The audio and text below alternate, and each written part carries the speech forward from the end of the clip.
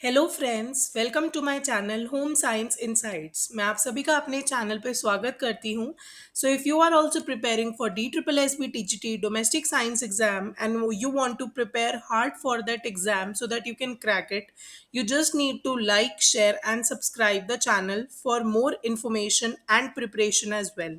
So let's follow the video which I have recorded for all of you. Here I have bought a new series of questions for all of you. This is my channel link. You can click on the YouTube channel and you can check out all the videos which are made specially for all of you. They all are free of cost. I have also prepared some shorts so that you can have a lot of information about current topics or related to home science for better knowledge and understanding. So I am also on Telegram. You can follow me on Telegram channel. So now let's quickly start today's series of questions. Question number 7. Which of the following options are determined by parental education, occupation and income? इसमें से कौन से options में से एक correct option का चुनाव आपको करना है जिससे आप पेरेंट की एजुकेशन के बारे में, उनकी ऑक्यूपेशन क्या है और उनके घर में इनकम कितनी है उसके बारे में डिटरमाइन कर सकते हैं. Option A socioeconomic status, B ascribed status, C wealth status and D fame status. So the correct answer is socioeconomic status. Socioeconomic status of the family से ही आप किसी की पेरेंट की एजुकेशन, ऑक्यूपेशन या फिर उसकी इनकम के बारे में अंदाजा लगा सकते हैं. Let us quickly move to question number 8. Select the correct option consisting of two non-essential amino acids. आपको इसमें से वो ऑप्शन चूज करना है जिसमें दो नॉन असेंशियल अमाइनो एसिड्स हैं. Option A valine methionine, B leucine isoleucine, C lysine tyrosine and D glycine proline. So the correct answer is D glycine and proline. So these are the two non-essential amino acids. Let's quickly move to the next question.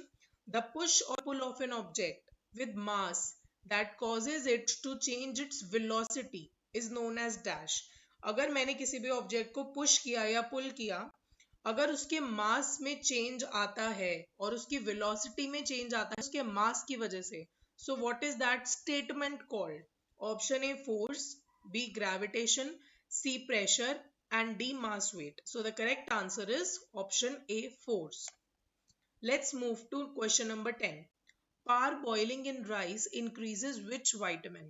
Parboiling एक method of cooking है जिससे हम खाना बनाते हैं. So this is one of the method of cooking. इसमें इस method की वजह से कौन सा विटामिन इंक्रीज हो जाता है राइस के अंदर if we cook rice? Option A pantothenic acid, option B riboflavin, option C thiamine and option D pyridoxine. So the correct answer is option C thiamine. Thiamine vitamin increase हो जाता है whenever we do parboiling in rice. Let us quickly move to next question. What is the duration of neonatal period? Neonatal period नवजात शिशु की duration क्या होती है? Option first from birth to 14 days. Option 2 from birth to the end of 1 year. Option 3 from birth to 28 days and option 4 from birth to 50 days. So the correct answer is option 3 from birth to 28 days. बच्चा जब भी पैदा होता है birth से लेकर पूरे 28 days तक वो न्यूनेटल पीरियड कहलाता है. Let's quickly move to question number 12. How many stages we have in the life span of human development? अगर हमारी life span of human development देखी जाए तो उसमें कितनी स्टेजेस होती हैं? Option 1 5, 2 4, 3 3 and 4 8. So the correct answer is 8. 8 stages देखी जाती हैं life span of human development में. Let us quickly move to the next question. Non-modifiable factor that does not influence human growth is. इसमें से ऐसा कौन सा नॉन मॉडिफाइबल फैक्टर है जिसको मैं चेंज नहीं कर सकती, जो ह्यूमन ग्रोथ को इन्फ्लुएंस नहीं करता? Option A weather, B heredity factor, C exercise and D diet. So the correct answer is option B heredity factor.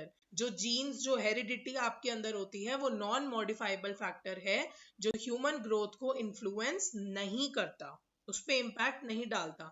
Let us quickly move to the next question. Which of the following disease can be caused due to deficiency of vitamin E? Vitamin E अगर आपकी body में कम हो जाती है तो उसकी वजह से आपकी बॉडी में कौन सी डिजीज हो सकती है? Option 1 dysphagia, option B infertility, option 3 asthma, and option 4 diverticulosis. So answer is option B infertility. Pregnant होने में या फिर बच्चा पैदा करने में विटामिन ई डेफिशिएंसी की वजह से प्रॉब्लम आ सकती है. This is called infertility. Let's quickly move to the next question. What does growth means? Growth का मतलब क्या है? इससे पहले वाली वीडियो में मैंने आपके साथ शेयर किया था कि एग्जाम में आया था व्हाट इज डेवलपमेंट, अब आया है what is growth. So these both are very important terms for D triple S B TGT domestic science exam. Let's quickly move on to the question options. Option A growing emotionally intellectually, आप emotionally intellectual grow कर रहे हैं. Option B growing in physiological and structural change, आपके structure में change आ रहा है plus आपके अंदर फिजियोलॉजिकल ग्रोथ भी है. Option C growing in size only, सिर्फ आपका साइज बढ़ रहा है.